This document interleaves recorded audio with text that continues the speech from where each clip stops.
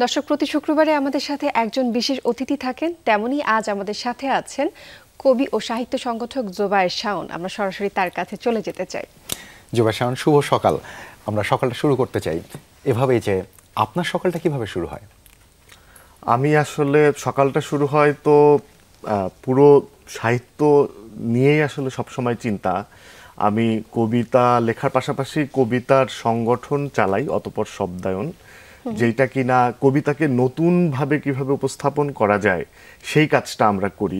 বিশেষ করে কবিতার সাথে আবহ সঙ্গীত, কন্টেম্পোরারি ডান্স, এটাকে কিভাবে ব্লেন্ড করে সোশ্যাল মিডিয়া রেডি কন্টেন্ট তৈরি করা যায় এই কাজটা করি। সো দেখা যায় যে সারা দেশ থেকে প্রচুর মানুষের আসলে ইনবক্স, ফোন, এই সবের ভেতর দিয়েই শুরু হয় সকালটা। আচ্ছা, অতঃপর শব্দায়ন নিয়ে আমি একটু জানতে চাচ্ছিলাম আপনার কাছে যে অতঃপর শব্দায়ন এই নামটাই কেন বেছে নিলেন সংগঠনের জন্য? জি, ধন্যবাদ।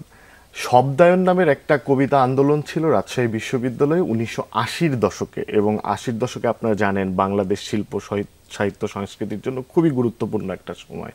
তো ওই সময়ে শব্দায়ন প্রায় 10 বছর কাজ করে। আমরা যখন বিশ্ববিদ্যালয়ে যাই 2008-9-এর দিকে, তখন যে আমরা ওই সংখ্যাগুলো কিছু পাই পাবলিক লাইব্রেরিতে, তখন আমরা তাদের সাথে যোগাযোগ করি যারা কিনা আমাদের অগ্রজ।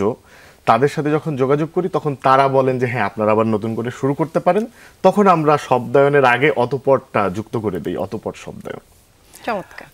আপনার কবিতায় একটা জিনিস দেখলাম যে এই শহরে কবিরা মরে গেলে অস্থির কাকেরা নিরুদ্দেশ হয়ে যায় সভা করে।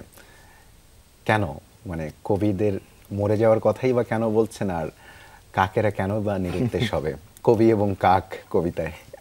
দেবাশিস দা, অনেক ধন্যবাদ। কারণ এই মেটাফোরটা অনেক বেশি ব্যবহার করা হয়েছে যে বাংলাদেশে কবি এবং কাকের সংখ্যা সমান। তো আমি আসলে যখন হেলাল হাফিজ মারা গেলেন, কবি হেলাল হাফিজ মারা গেলেন, একটা দীর্ঘ সময় হেলাল হাফিজ এই ঢাকা মহানগরে যাপন করেছেন জীবন। কিন্তু সে কিন্তু স্বাভাবিক সমাজ এবং যে আমাদের মানে ইকোসিস্টেমের যে জায়গাটা, সেখান থেকে সে কিন্তু আলাদা একটা জায়গায় অবস্থান করেছেন দীর্ঘ সময়ে। তার আশেপাশে স্বজন বা এই ধরনের কোনো সংযোগের ভেতর তিনি ছিলেন না। যখন তিনি মারা গেলেন তখন সবাই আবার আমরা তাকে নিয়ে আগ্রহী হয়ে উঠলাম, এবং তাকে যখন মিরপুর বুদ্ধিজীবী কবরস্থানে দাফন করা হয়, আমি ওখানে ছিলাম একদম শেষ সময়ে। আমি দেখেছি যে খুবই কম সংখ্যক মানুষ আসলে ওনার দাফনের ওখানে ছিলেন, এবং যখন দাফন হয়ে গেল তখন ওনার কবরের ফুলগুলোও পথের যে মানুষরা তারা পরবর্তীতে নিয়ে গেছেন। সো আমি খুবই হতাশার জায়গা থেকে আসলে। হ্যাঁ, তবে তবে তবে হেলাল হাফিজ দীর্ঘদিন ধরে এক ধরনের বিচ্ছিন্ন থেকেছেন, নিজেকে স্বতন্ত্র রাখবারও চেষ্টা করেছেন। তার জীবনে তার কবিতাটা নিশ্চয়ই বলবার কোনো অপেক্ষা রাখেন, এবং কিংবা তার কবিতা নিয়ে মূল্যায়ন করবার মতো জায়গাতেও আমরা নেই। কিন্তু তিনি এক ধরনের বিষণ্ণতা থেকেও নিজেকে স্বেচ্ছায় মনে হয় বিচ্ছিন্ন করে রাখবার বিষয়টিও ছিল হেলাল হাফিজের। জি জি, সেটা তো অবশ্যই। একটা প্রশ্ন আপনাকে করতে চাই জোবায়ের, যে এই মুহূর্তে বাংলাদেশের প্রেক্ষাপটে যদি বলি, আপনি কি মনে করেন যে আমরা আমাদের দেশে আমাদের কবিদেরকে আসলে কতটুকু মূল্যায়ন করছি? একদমই না। মানে এটা আমার একটা মানে এটার সাথে একটু অ্যাডিশনাল আছে। আপনার এই প্রশ্নটা খুবই গুরুত্বপূর্ণ। আমরা যখন বাংলাদেশের ইনফ্লুয়েন্সিয়াল পার্সনদেরকে খুঁজি, আমরা কখনোই আগের মতো এখন আর কবি খুঁজি না। একটা সময় কবিরা ইনফ্লুয়েন্সিয়াল পার্সন ছিল, এখন আর ওই জায়গাটা নেই। তো আমরা এটাকে একটা গ্যাপ হিসেবে দেখি, এবং এইটার কারণ কয়েকটা কারণের একটা কারণ টেকনোলজি। কবিরা যারা বিশেষ করে নগরে কবিতা লেখেন, মহানগরে, রাজধানী বা বিভাগগুলোতে থাকেন, শিক্ষিত কবি, এখানে দুই ধরনের কবি আছে, যারা পঠন পাঠন করে কবি, আর একজন হচ্ছে যারা গ্রামে থেকে গেছেন, কোনো ধরনের আনুষ্ঠানিক পড়াশোনার ভেতরে নেই, সেই ধরনের কবি, যাদেরকে আমরা লোককবি বলি। তো এই শহরের যে কবিরা, তারা কিন্তু নতুন টেকনোলজির সাথে অ্যালাইন্ড না। কন্টেন্ট এখন সর্ব জায়গায় content, audio visual content. So আমরা ওই কাজটা করার চেষ্টা করছি, কারণ টেক্সটের থেকে এখন অডিও ভিজুয়াল মানুষ আবার শুনতে এবং দেখতে চায়। একটা সময় কিন্তু কবিতা শ্রুতির ছিল, মানে কবিতা পারফরমেন্স ছিল। আপনি যদি মধ্যযুগে যান বা তার আগে যান, যখন মুদ্রণ যন্ত্র আসলো, হ্যাঁ, রাজসভায় পারফরমেন্স হতো, পারফর্ম হতো। আমাদের লালন থেকে শুরু করে আরো আগে যদি আমরা যাই, মধ্যযুগে যাই, মঙ্গল কাব্য, সবই পারফরমেন্স। কিন্তু পরবর্তীতে যখন মুদ্রণ যন্ত্র আসলো, তখন হচ্ছে কবিতা হয়ে গেল টেক্সট বুকে, এবং কবিতা হয়ে গেল শিক্ষিতদের।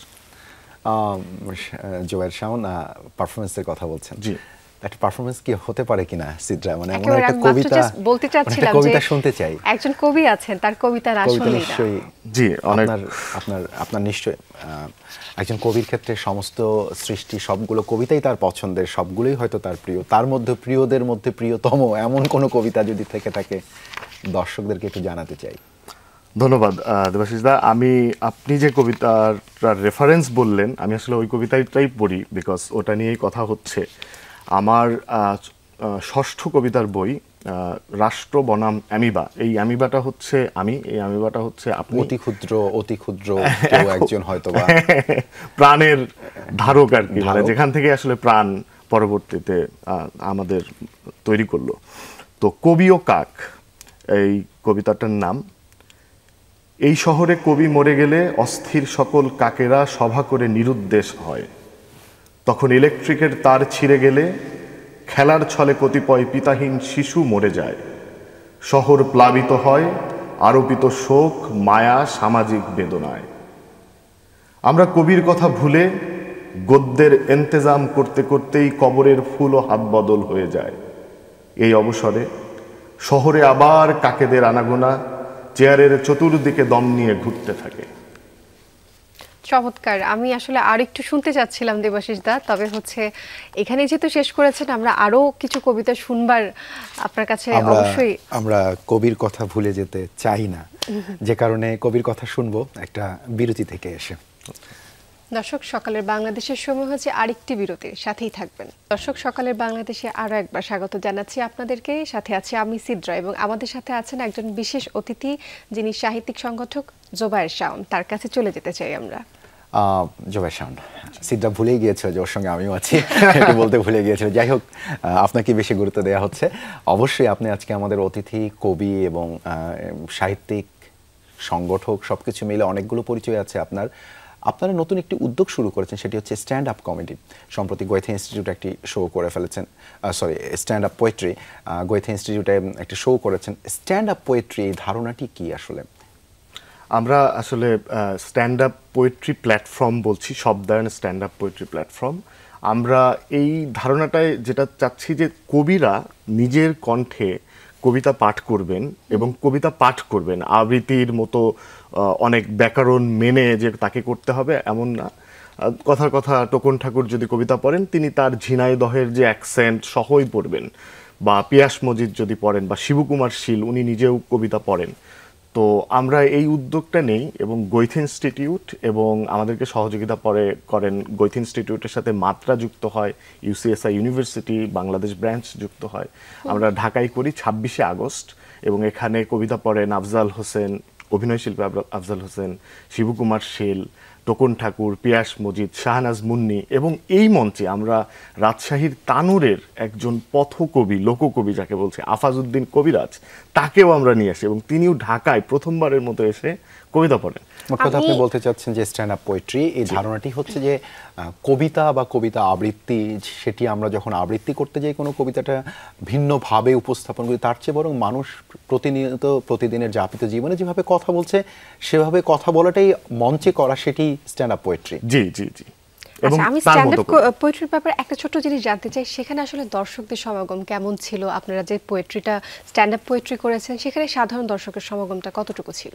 ওইটা ছিল ইনভাইটেশন অনলি, শুধুমাত্র আমন্ত্রিত অতিথিদের জন্য। ওখানে প্রায় 120 জন ছিলেন, জার্মান এম্বাসি থেকে শুরু করে বাংলাদেশের শিল্প সাহিত্য সংস্কৃতিতে যারা গুরুত্বপূর্ণ ভূমিকা পালন করেন তারা ছিলেন, যারা যেমন ইমদাদুল হক মিলন ছিলেন আমার মনে পড়ে। এবং তারা মোট কথা আপনি বলতে চাচ্ছেন ইনভাইটেড অতিথিরাই ছিল, সেটিতে আসলে মানে কতজন মানুষের উপস্থিতি এটি ওখানে 120 জনের বেশি লিমিটেড থাকার কথা না। সামনে এই স্ট্যান্ড আপ পোয়েট্রি নিয়ে কোনো উদ্যোগ রয়েছে কিনা? জি, আমরা আশা করছি সারা বাংলাদেশে আমরা আসলে এই প্রোগ্রামটা করতে চাই, কারণ বিভাগগুলোতে আমরা প্রথমে যাব, 8টা বিভাগে প্রথমে যাব, এবং পরবর্তীতে যদি আমরা ওই ধরনের সহযোগী পাই তাহলে আমরা আসলে 64টা জেলায় এবং উপজেলাগুলোতেও আমরা যেতে চাই। কারণ প্রচুর মানুষ যারা আনুষ্ঠানিক শিক্ষায় আসেননি তারাও আসলে কবিতা লিখেন, কবিতা জীবনযাপন করেন, কিন্তু তাদের প্রকাশের জায়গা কমে গেছে। আগে আপনার মনে আছে ওই বাস স্ট্যান্ডে বা ট্রলারে বা হচ্ছে লঞ্চে, স্টিমারে কবিতার 2 পৃষ্ঠার হচ্ছে পাবলিকেশন বিক্রি করতো যারা, তারা কিন্তু এখন আর নাই, কারণ ওইভাবে মানুষ আর পড়ে না। তাহলে ওই লোকগুলো কি আছে? তারা ওই যাতে লোকগুলো হচ্ছে আছে। আবারও ফিরে আসুক, আমাদের কবিরা যাতে হচ্ছে আবারও বাঁচতে পারুক, সেই সৃজনশীল কাজগুলো যাতে হারিয়ে না যায়।